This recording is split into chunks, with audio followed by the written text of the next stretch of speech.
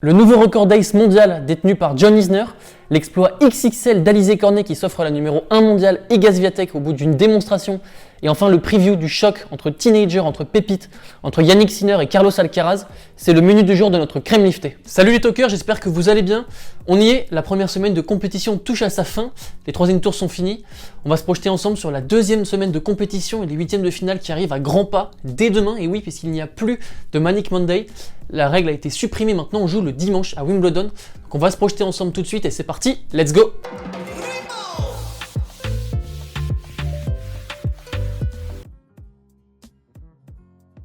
« 13 748, c'est le nouveau record d'Ace au niveau mondial. Il est désormais détenu par John Isner qui a dépassé hier, malgré sa défaite contre Yannick Sinner, Ivo Karlovic, qui reste bloqué à 13 728 Ace. Et le troisième du podium, c'est Roger Federer avec 11 478 Ace. Et c'est vraiment un record qui devrait rester longtemps dans l'histoire du tennis. John Isner nous démontre une fois de plus qu'il va laisser une empreinte dans l'histoire de ce jeu. John Isner, il réalise un tournoi extraordinaire au niveau des Aces. Il en a sorti 54 lors de son premier tour face à Enzo Couaco. Ensuite, il en a sorti 36 face à Andy Murray qu'il a battu en 4-7. Et puis hier, malgré sa défaite en 3-7, il a sorti 24 aces face à Yannick Sinner. John Isner, il a réalisé 1062 aces en carrière du côté de Wimbledon. Ça représente 7,72% de son total en carrière. Et on sait vraiment que c'est un géant américain qui aime le gazon. Ça favorise vraiment son service qui va beaucoup plus vite quand ça se joue sur surface rapide. Et c'est vraiment un tournoi dans lequel il va laisser son empreinte au-delà de son match face à Nicolas Mahut qu'il avait remporté 70-68 il y a quelques années de ça. John Isner en 2022 réalise une grosse année au niveau des aces, il en est déjà à 653. Et on va voir s'il arrivera à réaliser son record sur une année qui était en 2016. Il avait réalisé 1260 aces sur une année. Et puis John Isner, que l'on peut désormais renommer John Eisner, c'est vraiment un immense joueur au-delà de sa taille. On va voir ensemble pourquoi. Déjà tout d'abord, personnellement, c'est un joueur que j'apprécie énormément. J'aime beaucoup l'homme. Je sais que c'est un homme extrêmement drôle et puis extrêmement sympathique. Il a toujours des mots sympas sur le circuit. Et on a pu voir sa célébration tout en retenue lorsqu'il a battu Andy Murray sur le center court. Il avait été vraiment classe de ce point de vue-là puisqu'il savait qu'il gâchait la fête. Et puis John Isner, comme je vous le disais, c'est vraiment un très grand joueur. Il a remporté 16 titres sur le circuit ATP, c'est beaucoup. Et puis surtout, il a été titré en Master 1000 en 2018 à Miami dans son tournoi face à Alexander Zverev. Tournoi lors duquel il a connu beaucoup de réussite, puisque l'année suivante, il s'est hissé en finale où il a perdu face à Roger Federer.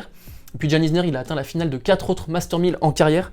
C'était à Indiana Wells en 2012, à Cincinnati en 2013, à Paris-Bercy en 2016 et puis du coup à Miami en 2019. Il n'a pas vraiment été verni puisque sur ces 4 finales qu'il perd, il joue systématiquement un membre du Big Four, à savoir Rafael Nadal, Roger Federer et Andy Murray.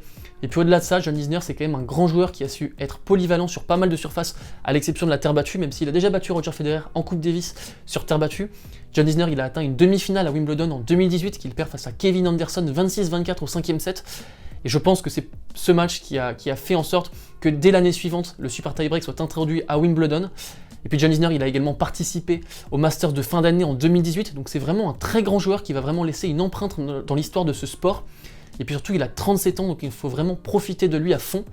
Mais quoi qu'il en soit, il détiendra, je pense, pour très longtemps le record du plus grand nombre d'aces réalisés sur le circuit ATP. Et ça sera un record très difficile à aller chercher, même pour un joueur comme Hugo Gaston. Qu'est-ce qu'elle est belle cette victoire d'Alizé Cornet, un exploit majuscule, un exploit XXL, où elle s'offre la numéro 1 mondiale Iga Swiatek, qui restait pourtant sur 37 victoires de rang. C'était tout simplement la meilleure série sur le circuit WTA depuis Martina Hingis en 1997. Et il s'agit de la deuxième fois en carrière qu'Alizé Cornet s'offre une numéro 1 mondiale en Grand Chelem. La première fois c'était en 2014, toujours à Wimbledon, face à Serena Williams, également sur le court numéro 1, donc un court qui réussit vraiment à Alizé Cornet. Pour son 15e Wimbledon, Alizé Cornet a offert une véritable masterclass face à la numéro 1 mondiale Iga Swiatek, 6-4, 6-2 en à peine 1h30 de jeu, le score en dit long, et elle a vraiment dominé de fond en comble la numéro 1 mondiale, qu'on a senti vraiment très tendue, qui n'est jamais vraiment rentrée dans son match. Pour preuve, elle a réalisé 33 fautes directes, c'est beaucoup, c'est très inhabituel de sa part. Et puis surtout, elle a réalisé des fautes vraiment incompréhensibles. Je pense bien évidemment à son smash qui a failli atteindre Alizé Cornet, que vous avez dû voir passer sur les réseaux sociaux. Mais la prestation d'Iga Swiatek ne doit pas ternir l'exploit remarquable d'Alizé Cornet, qui a vraiment montré toute sa panoplie de joueuses offensives qu'elle est, avec ses amortis subtils, ses coups droits chippés, ses montées au filet, où elle a vraiment régné au filet. Elle était extraordinaire, c'était vraiment un mur très compliqué à passer. Alizé Cornet, elle a vraiment collé sa ligne tout au long du match, elle a refusé de céder du terrain. Elle est rentrée dans la bataille du fond du court face à Iga Swiatek qui pourtant joue en cadence, qui est extrêmement puissante. Et Alizé Cornet, elle n'a pas eu peur d'aller à la bagarre. et elle en est sortie victorieuse. Et c'est vraiment une magnifique année de sa part. Elle avait réalisé un beau Roland-Garros où elle avait notamment battu Jelena Ostapenko. Et puis surtout, elle avait réalisé un quart de finale à l'Open Australie en début d'année. Donc c'est une super année de la part d'Alizé Cornet. Également, je trouve qu'elle a eu des mots très classe à l'égard d'Iga Swiatek. À la fin de son match, elle a dit qu'elle était sa première fan et qu'elle était déçue de mettre fin à cette série magnifique, mais qu'elle était très fière également. Et puis au-delà d'Alizé Cornet, c'est vraiment un magnifique Wimbledon de la part du tennis féminin français, puisque pour la première fois depuis Roland-Garros en 2017, nous aurons 3 Françaises en deuxième semaine, puisqu'on a également Caroline Garcia et Harmony Tan qui se sont qualifiées en 8e de finale, et on espère qu'elles pourront pousser l'aventure jusqu'au plus loin possible.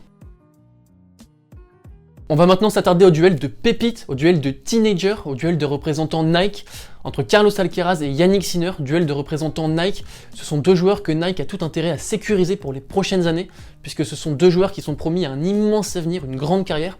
Et on a vu que Nike avait pris les devants avec Yannick Sinner notamment, puisqu'ils lui ont proposé un contrat colossal de 150 millions d'euros sur 10 ans, ça représente 15 millions par an, c'est énorme.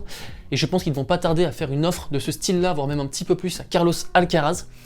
Et puis au moment d'arriver à Wimbledon, ces 2 joueurs-là n'avaient pas vraiment la main verte. Yannick Sinner pour sa part n'avait jamais gagné un match sur le gazon. Et puis là on voit vraiment qu'il a franchi un cap, puisqu'il a battu Stan Wawrinka, Mikael Ymer et John Isner, le canonnier américain qui est vraiment un spécialiste du gazon. Et puis Carlos Alcaraz également, il joue très bien dans ce tournoi, puisqu'il a battu Jan-Lennard Struff, Talon Griekspoor et Oscar Otte, où il sort d'un chef-d'œuvre absolu, un match de sa part colossal où il a réalisé 37 coups gagnants pour seulement 8 fautes directes. Ce duel sera un duel du fond du court entre 2 joueurs qui aiment jouer en cadence, qui aiment pas vraiment aller vers l'avant, même si là ils vont être un petit peu obligés du fait de la surface. Je pense que Yannick Sinner va essayer vraiment d'insister dans la diagonale revers, puisque Yannick Sinner dispose d'un énorme revers qui lui permet vraiment d'accélérer le jeu et de prendre la balle très tôt. Et puis il est extrêmement puissant. Il a tout intérêt à insister dans la diagonale revers afin d'essayer d'obtenir une balle un petit peu courte de Carlos Alcaraz et puis de pouvoir attaquer avec son coup droit. Également, ça va être un duel entre 2 joueurs qui sont extrêmement puissants. La balle va vraiment fuser dans tous les sens. Et puis une clé de ce match sera le service de Carlos Alcaraz, puisque depuis le début du tournoi, Carlos Alcaraz il sert extraordinairement bien. Il n'avait jamais servi comme ça dans toute sa vie. Je pense surtout à son premier match face à Jan-Lennard Struff où il a servi 30 aces. C'était son record lors d'un match. Il avait pulvérisé son précédent record qui était de 12 aces lors d'un match. Et la qualité de relance de Yannick Sinner pourra être une clé dans ce match. Je vais partir sur Carlos Alcaraz sur ce match, à l'issue d'un match très accroché, avec des points spectaculaires et une ambiance chaude. Et déjà, j'aimerais faire un souhait, j'aimerais que ce match ait lieu sur le center court, sur le plus beau court du monde. Cette affiche vaut vraiment le plus beau court du monde et du coup de Wimbledon. Et déjà, j'étais très déçu de voir que les organisateurs n'avaient pas programmé le match entre Nick Kyrgios et Stefanos Tsitsipas sur le center court. Et j'espère vraiment que ce match, ce duel de pépites, de teenagers, aura lieu sur le center court. Je vais partir sur Carlos Alcaraz puisque je trouve qu'il est meilleur défensivement que Yannick Sinner. Yannick Sinner aime vraiment dominer le jeu, mais face à un puncher de la qualité de Carlos Alcaraz, je pense qu'en défense ça va être un petit peu léger. Également, Carlos Alcaraz a battu systématiquement Yannick Sinner, 2 victoires à 0, une victoire à Alicante et l'autre à Bercy en fin d'année dernière. Et puis surtout, je vais partir sur Carlos Alcaraz puisqu'il m'a dégagé une telle impression face à Oscar Otte, un match extraordinaire de sa part qui m'a laissé vraiment bouche bée, seulement 8 fautes directes. Donc voilà, toutes ces raisons font que je vais partir davantage sur Carlos Alcaraz. Et voilà les talkers, on arrive à la fin de cette crème listée, j'espère que ça vous aura plu. Demain, comme je vous le disais, il y aura des matchs à Wimbledon, ça va être le premier dimanche de l'histoire qui n'est pas dû à la pluie où les joueurs vont jouer, puisque la règle du Manic Monday a été supprimée. Je trouve ça dommage personnellement, c'est regrettable, on voit que Wimbledon perd des traditions, déjà il n'y a plus...